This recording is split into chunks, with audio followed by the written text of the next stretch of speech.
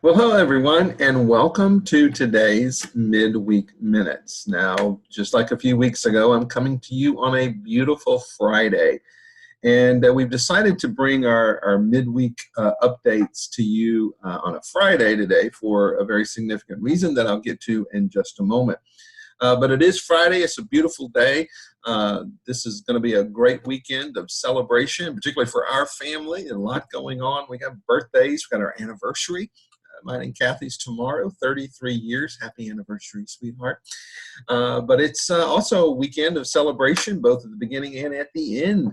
The Sunday is the 21st, and it is Father's Day. I know that it's easy for a lot of us during this time to lose track of time and what day of the week it is even. So remember, you got about 48 hours, maybe a little less, to make sure that Dad has a celebration.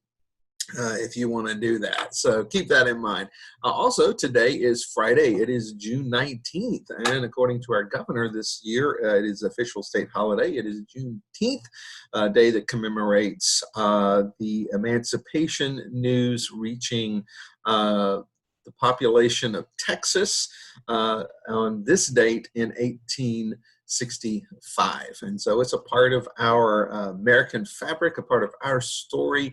And so we begin the weekend and end the weekend with times of celebration, commemoration, and reflection. And so I hope you have a great weekend ahead, which brings me to this Sunday. I want to talk to you about a couple of things in this edition of our Midweek Minutes. One is our Sunday worship. This Sunday, June 21st, we will resume offering a live stream worship experience. Over these last few weeks since the Easter season, we have been doing pre-recorded services, both when we've been together on the platform and these last few weeks in particular.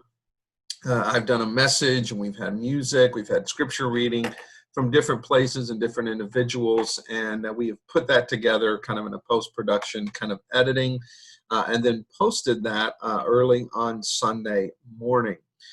Beginning this Sunday, the 21st, we're going back to a live stream opportunity. The reason we're doing that is because we have determined that we would like to continue doing live stream once we regather. Something we've talked about doing even before the COVID stuff. So this gives us an opportunity. It kind of pressed us a little bit, and we got our act together on that. We've done some live streaming before. We have some new technology now that we're learning to use, and we would like to begin returning to the live stream opportunity this week. It's going to help us learn to do that even better for the weeks to come. It's going to help our worship team and those involved in our worship moment to be back together again and to just get our feet back under us and that kind of leadership as we prepare to open the doors for regathering in the next couple of weeks. So this Sunday, what that means for you is really twofold. Because it's live stream, it will not be available until 11 a.m. on Sunday. We have, for the last few weeks, been posting our services as early as 8 o'clock, 8:30 or so. Many of you have been watching them as early as 9 o'clock, earlier in the morning. You got used to early church. That's not going to be available anymore. As we do the live stream, actually the streaming will begin a few minutes before 11, say around 10 till, with prelude and pre-service music. Just like if you were to walk into the sanctuary on a typical Sunday, you would have a prelude that would be playing. That'll be happening before the service, so about 10 till. But at 11 o'clock, the service will begin. And if you want to watch us live and to watch us in that moment, you need to join us at 11. In other words, if you come in at 11:15, you're going to come right on into the service, just like if you were walking in late to an in-person service. That's where you're going to find us. We are streaming now on our YouTube channel, which I'll reference with some specifics in just a moment. But unlike streaming on Facebook, when you join us where we are. It doesn't automatically pick back up at the beginning. Our YouTube channel gives us an opportunity to expand our outreach beyond Facebook. So we are streaming this Sunday, but it is streaming only. So two things. Number one, be there at 11, a few minutes before. Log in. I'll give you that information in just a sec. And then make sure, too, that you realize it is live streaming only. We do want you to stay home today. You're going to see some other faces. We got our technology team that's going to be there. We're going to expand some of the worship involvement. But we're going to be doing that really to an empty sanctuary still this one last week. To watch us, you've got several options. And as a part of the email that links you to this video, you've got some of this in print. Our flagship station, so to speak, is our new YouTube channel. To access that, you can go to YouTube, youtube.com, and look for our channel, which is Fairfax Baptist of Virginia. That's Fairfax Baptist of Virginia. And you can log on to any of our cataloged videos from weeks past, as well as to what is most current, which will show us that live streaming moment if you were to log in that way.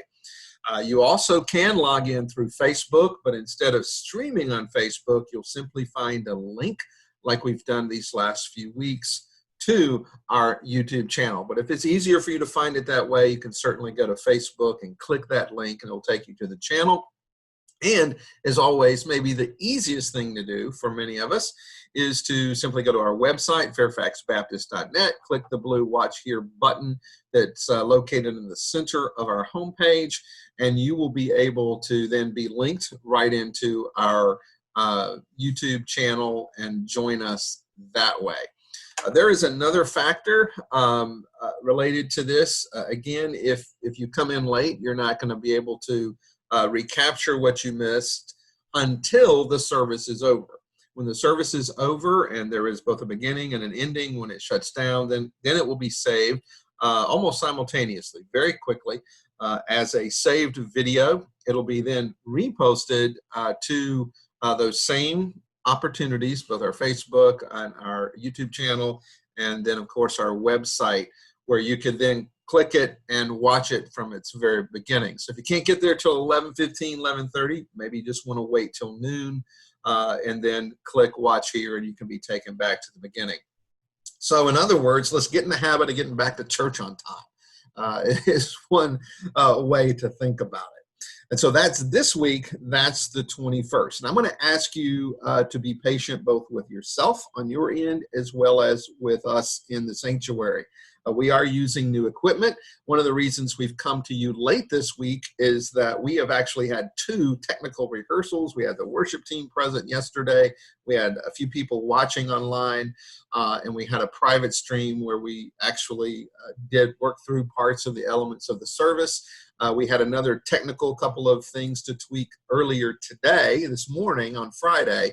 And so we've got those things out of the way. We're confident that we're going to be able to stream using the new technology, not to its fullest. That's going to come piece by piece over the weeks to come as we add different elements both to the streaming as well as to the live service with people present. So be patient with us on that end, and be patient with yourself, because remember, as you go back to a live stream, many of you may have had difficulty with the live streaming before, and that is not necessarily on our end, particularly if there's glitchiness or it needs to buffer or something to that effect. Know that that's probably on your end, and there's nothing we can do. It's based on your internet provider, the strength of that signal, if you're using Wi-Fi or the device that you're using. So just be patient as you learn to use it and to connect with it if you're staying home. And then, of course, with us as we learn to do this. And you'll notice a few little things different this week, even hopefully in the quality of the technology. But we look for that even to improve in the weeks to come, which brings me to the 28th. The last day of the month, the last Sunday of the month, the 28th, we are going to do what I'm calling a live stream only plus. Now, what that means for most of you is simply what I've just said about this coming week. You will see this Sunday an expanded worship team. You're going to see us there together. On the 28th, we are asking our hospitality network, our hospitality team. Now, if you're on that hospitality kitchen committee kind of thing, I'm not talking about you. That just encompasses all of those who are fulfilling usher duties, greeter duties, and actually monitors. We're going to have people meeting individuals as they come into service, letting them know of some of the limitations we'll have to go through. We'll help you find a place that's reserved for seating. And that kind of thing. So it's going to be very different.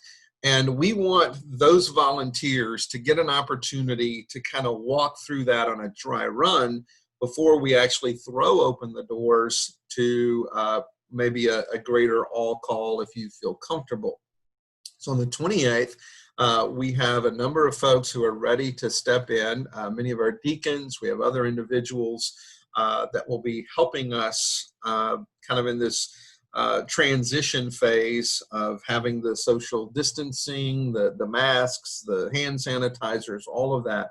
We want to have people that are helping people find where that is. How do you're going to be ushered to a seat. We're going to give you those instructions to help you through the service and that arrival. So that team is going to actually be there on the 28th. So you may see some of them. We're asking their families to come with them and to be a part of that one last time, kind of having a real life experience and learn as we go before we actually throw open the doors.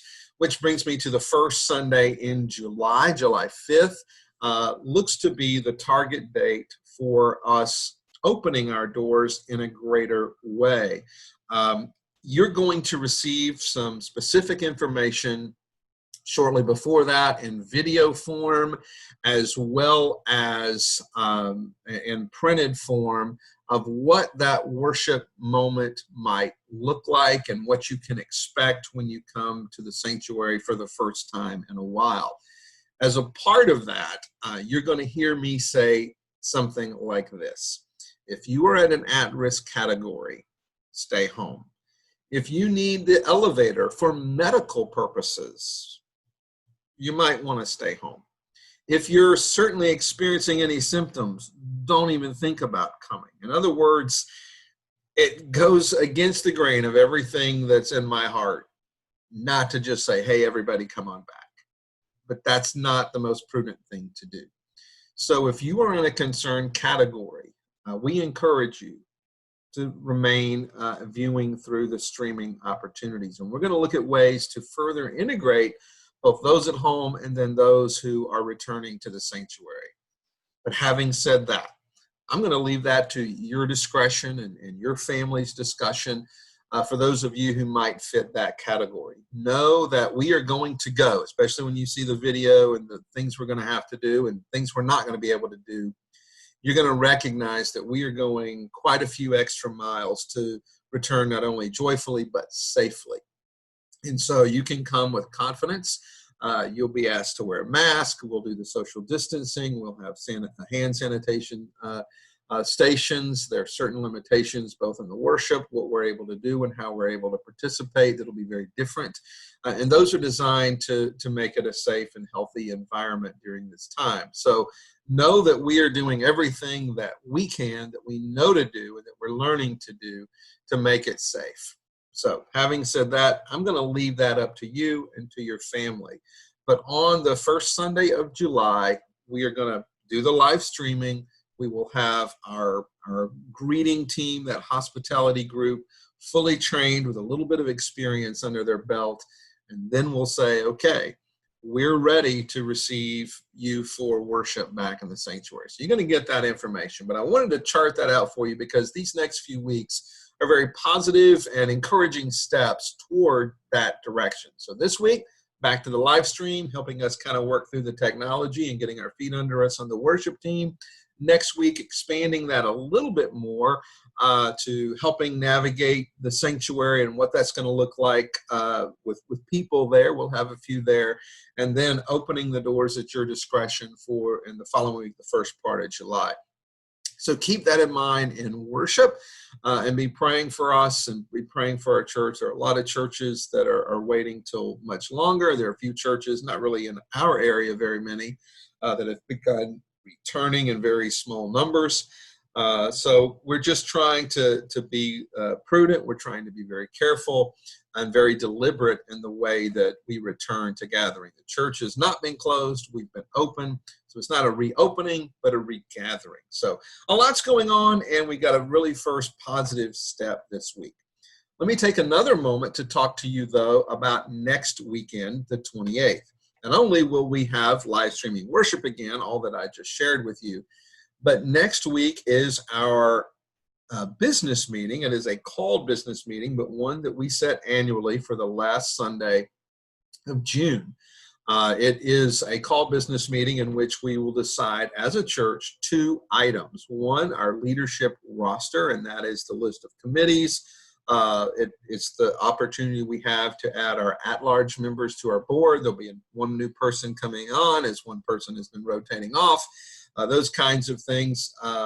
That information will be presented in a few minutes to you. I'll tell you how you're going to get that.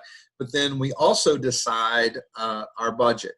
And this year we can't really meet. When we began to prepare how we were going to make these decisions, we were working under the thought that perhaps we may still be in some type of stay-at-home, very strict standard.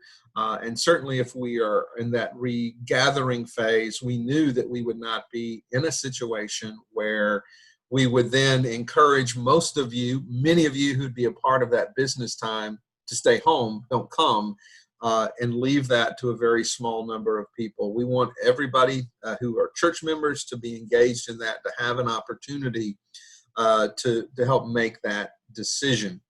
And so we decided to do a digital business meeting. And here's what it's going to look like. At the end of this week, you are going to receive an email that contains our leadership roster. It'll simply be digitally provided for you that way. For those who do not have that capability, we are sending out a few paper copies. Last week, you should have received a printed version of our budget as well as the cover letter. If you are a church member, a full-fledged, good-standing church member of Fairfax Baptist Church, and you did not get one in the mail, please let us know. Just respond to this email. We can send it to you digitally. That'd be the quickest way, but there's still time for us to drop one in the mail. We decided to mail that out because the spreadsheet is several pages long and it's a little bit easier to navigate just with it in your hands in a printed format. The leadership roster is just a Word document, a little bit easier for you to see on your computer or on your phone even. Certainly to print that out if you'd like to do that. So you're going to get that by this time next week. That is our target for you to get that leadership roster. Then you will also receive an email that will contain another video, much like this one. But instead of just me, it's going to have a recorded session that has several people. So you'll see several faces on the recording. It'll contain our financial leadership, the moderator, our church clerk representing our board, and then I will be there as pastor to give a few words as well.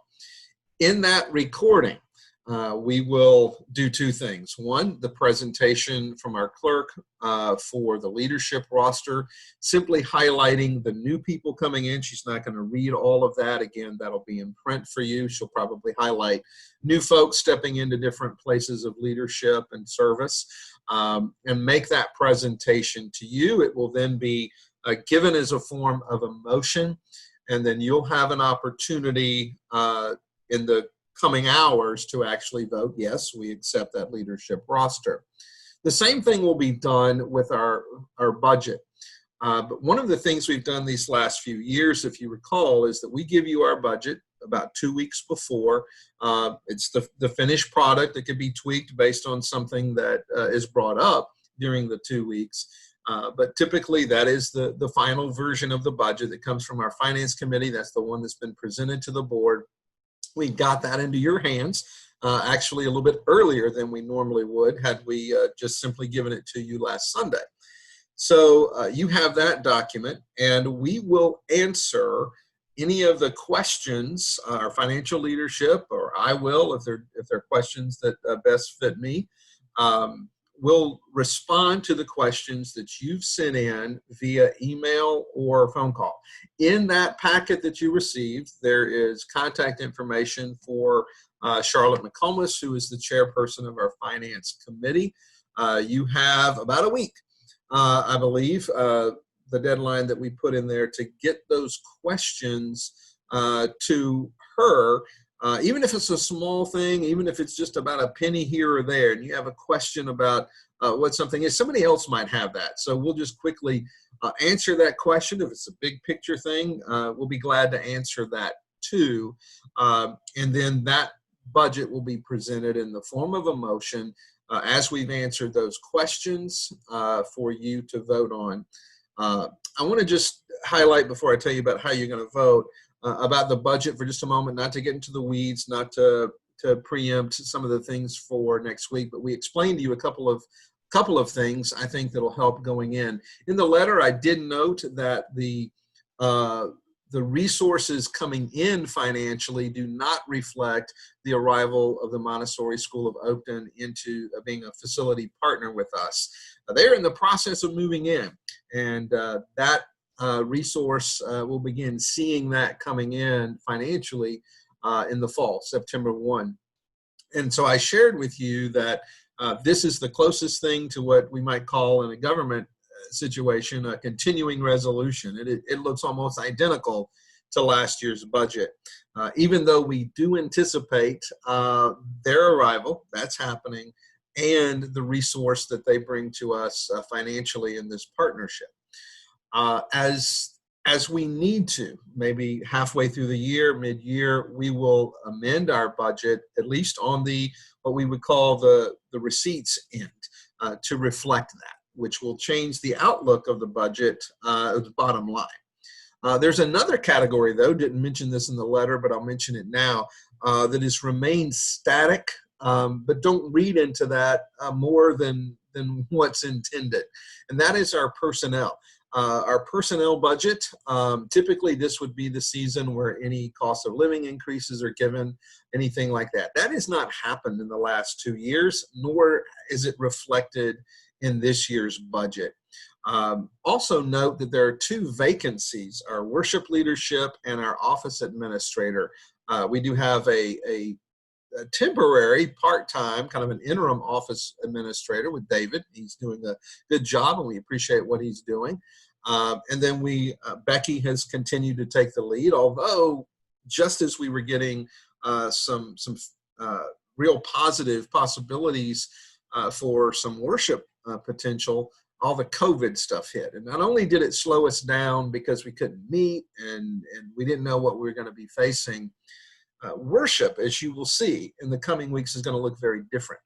And so right now, that discussion is kind of on hold. It is not, put in the deep freeze, but it's not on the front burner. Once we return, once we get our feet back under us, and we're able to do some things as we move into the fall, late summer into the fall, we'll begin for the worship leadership to reevaluate what our needs are. And as we get our feet under us administratively, we'll also the personnel committee will take the lead in helping our church address what our needs are there. But for the budget purposes, the numbers are just the same. What was existed previously in both of those categories are the same. That is not a statement that we have somebody in our pocket ready to present, and that's what we're going to pay them.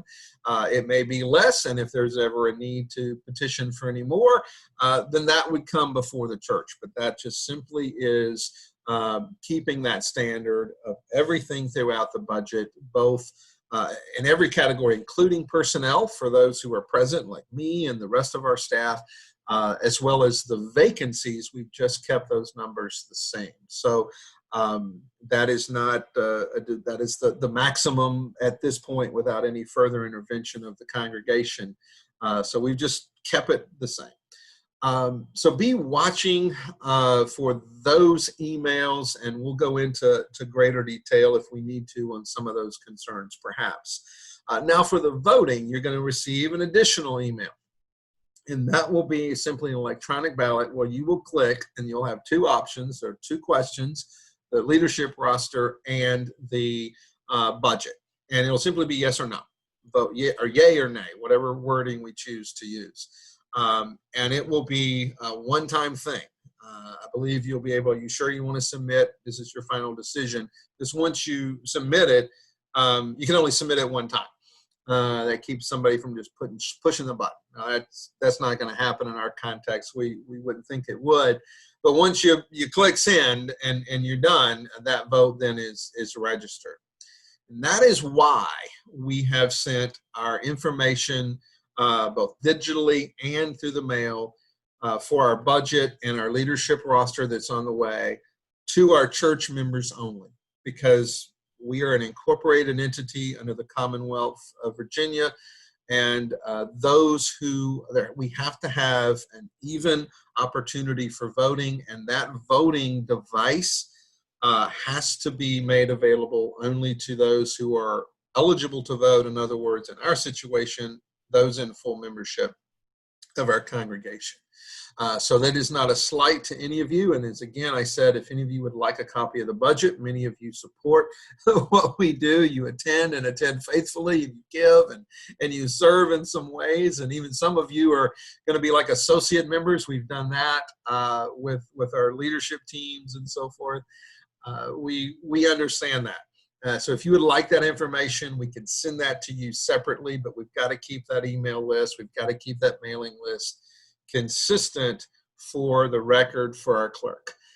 So that is why you may be receiving this information today and didn't get anything in the mail, and why you may not get a digital ballot next weekend. So it is not a slight. It is just simply so that we can keep that consistency. And you might sit in on a business meeting, you don't vote, and people raise their hand or say aye or nay or whatever for a particular thing. We certainly don't want to rob you of that, so the information is available, but again, we have to keep the vote consistent. So thank you for understanding that. Well, that's a lot, and I know I packed it in because we've had some rehearsals today, even making sure the technology was ready, and I wanted to give you the most up-to-date and accurate information. So have a great weekend. We'll see you at 11. Don't be late for church. You might miss something on our live stream. Again, in the printed version of this email, you've got how to do it. And if you've been watching this, if you've been watching even the pre-records, you can get to the live stream pretty easy as well.